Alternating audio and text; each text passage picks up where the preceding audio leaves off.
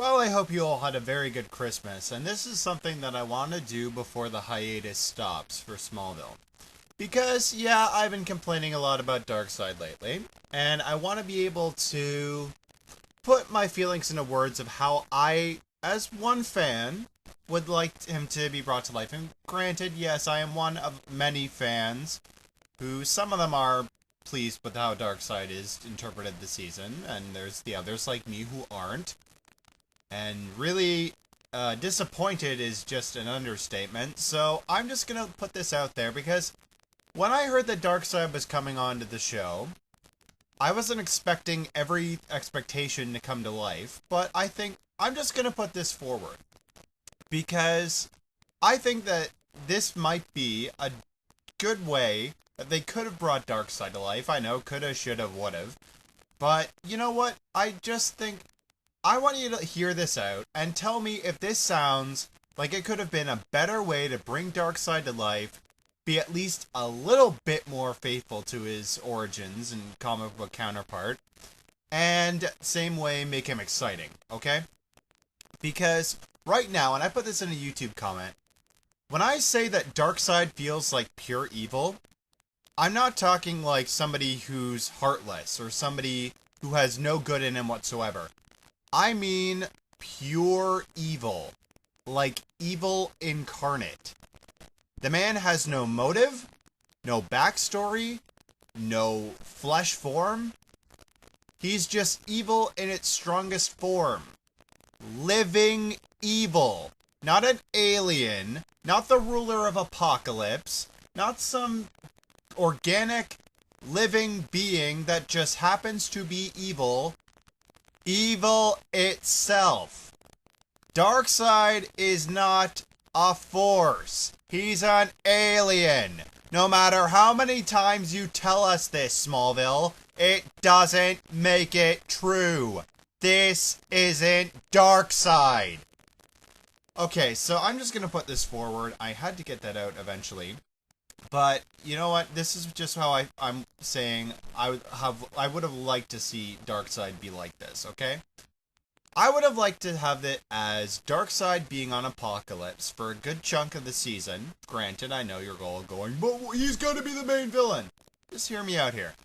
Darkseid's on Apocalypse, because when I heard that they were wanting to make him feel like a force and him eventually materialize onto the show, then have him be on Apocalypse was my original thinking, and his servants come to Earth to, as Darkseid has already said, prepare the way for Darkseid. Have them working on Earth, getting ready for him to come. Because he should be a little, I thought, like, okay, they can make him a little like the Emperor from Star Wars. He was hinted at very much, but you never really saw him until towards the end. Where the third part of the, like, he should be in, like, I guess the third half of the last third of the season is where he should be, where his power starts to build. There's been all this hype about Darkseid, and it finally pays off. All this tension, and we finally get him, and he's glorious, as opposed to how he is now. And yeah, have his servants allude to him. Build up the suspense of how great and powerful he is, instead of a cloud of birds. And I want to, like, just have it like that. Like, we could have an episode where, you know, we have Gordon Godfrey as the focus. Granted goodness, and granted, yes, we have had this. But we haven't had Darkseid really involved in that anyway. So you might as well have had him on Apocalypse while they were doing the work here on Earth, getting ready for him to come. You know, like, that way we could have, like, we could analyze these servants in full. Like, we could have already, like, he's got 3 people there. Gordon Godfrey, Darkseid, and Granny Goodness. And we could have had so many other people. Like, yeah, we've also had Mad Harriet. We could have Calabac. We could have people from New Genesis who are getting ready to resist Darkseid. We could have Steppenwolf. We could have Vermin Wunderbar. We could have, like, tons of people from Apocalypse. And what do we got? We got friggin' 3. If you want to count 4, yeah, Mad Harriet. But that's it. And I want to also address something, because with the episode Abandoned, we got a little bit of a hint of Darkseid's plan. Except his plan really isn't adding up the more you look at it. What does his plan involve? It involves a radio DJ, an orphanage of psychotic women, and a sexual torture fetish club. It's an S&M club. Where is this all leading to? What is the big finale? What does any of this have to do? How are these things connected in any way? The only thing that's making sense is him using Godfrey to turn the world against the heroes. That is the only part of his plan that makes sense. What do the orphans have to do with this? What do the friggin' S&M torture people have to do with this? And why are they becoming more popular, as Granny Goodness is saying? Is everybody all of a sudden just want to go into bed and friggin' put, like, electric shocks to their nipples? Is that the friggin' new craze in Metropolis? What is the point of it? What is it all leading to? I'm asking you, really? Is it all going to make sense in the end? Because it really isn't right now. I just want to be able to see Darkseid be brought to life respectfully. And I think that the writers really should have had more time in thinking how to bring this guy to life. Because when I saw the episode Lazarus, the very end, where you got that CGI Darkseid, granted, I knew the CGI didn't look that well, but I was still like, holy crap, Darkseid's actually here. What's gonna happen with him? And then we get to Supergirl, where he explodes into birds. And he takes over Gordon Godfrey's mind. And he's just this random thing from space. And you're like, wow, this doesn't sound like Darkseid at all. And, like, okay, for anybody who's saying out there, and I looked at some of the casting, originally they wanted to get a wrestler, and I really hope it's not true, to play Darkseid. If they do, I really don't think I'm going to be able to forgive Smallville with this final season. And yeah, Darkseid can have a human form.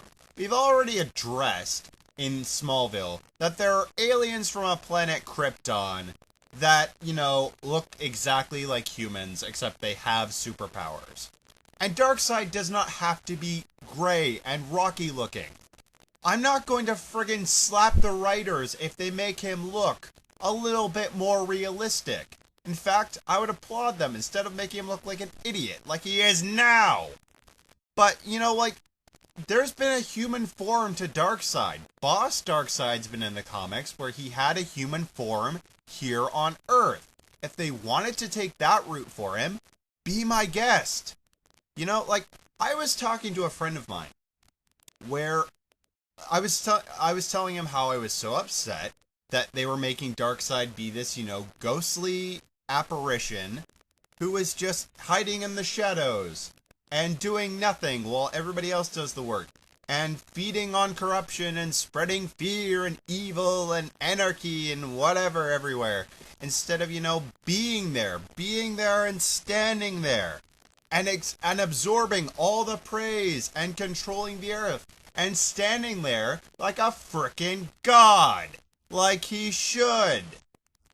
And, like, he's like, okay, and the buddy of mine said, you know what? I know Darkseid. And Darkseid would walk into the White House and punch the president in the face if he wanted to control the world. And this is obviously not the same Darkseid. And yeah, I know what you're all saying. It's an adaptation of the character. Well, it's not really an adaptation of the character when he's almost nothing like the character. In personality, in form, we don't even know what his motive is. There's nothing regarding the anti-life equation mentioned. All we know is that he wants to control the world. Why? Why does he want to control the world? Because he's evil? That's a pretty poor explanation right there. You know, I'm reminded of something, because I follow Atop the Fourth Wall, hosted by Linkara on his blog and on thatguywiththeglasses.com. I'm a big fan of the show. And there's this one joke that he recurrently mentions about Darkseid, where he crashes on Mary Marvel's couch, her beanbag chair in her apartment. And like he just recurringly mentions that. And why does he do that? Because he's the Lord of friggin' Apocalypse, not your roommate. Darkseid is a glorious supervillain. I think he may be one of my favorite supervillains in DC Comics. And seeing him just crash there on a beanbag chair, like, you know, he's some stoner that you found in your apartment, is pretty, you know, like, he's the Lord of Apocalypse. He's an alien god, practically.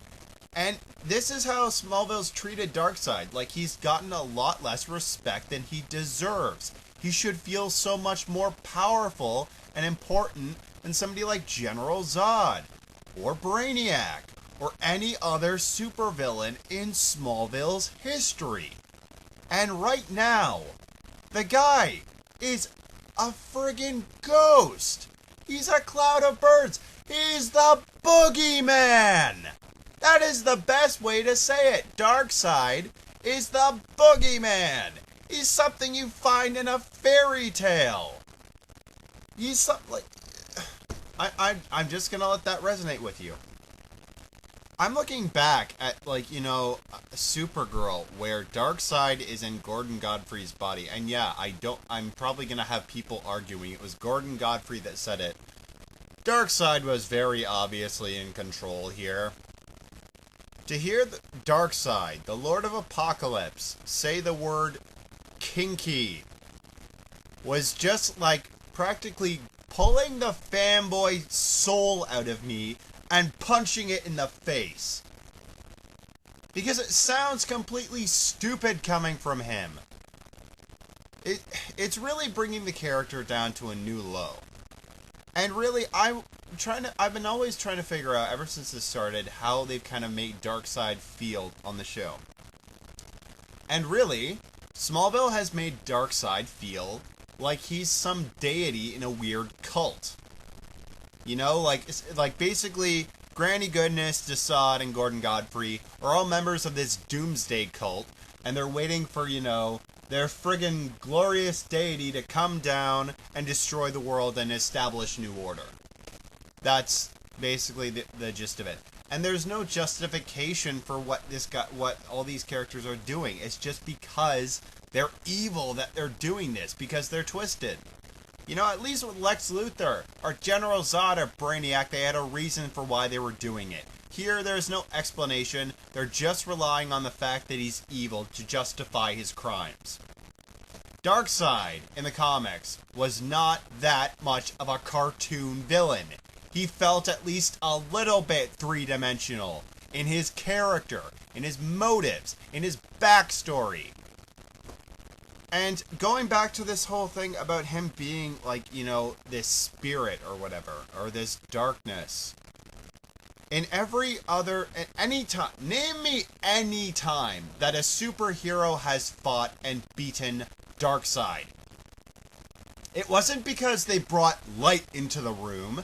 It wasn't because they were symbols of hope. It wasn't because they were friggin' superheroes. Or, like, it wasn't because they were just, like, you know, standing as ambassadors of goodness or any of that, you know, cliche crap. They fought him physically. They fought him because he was a physical villain.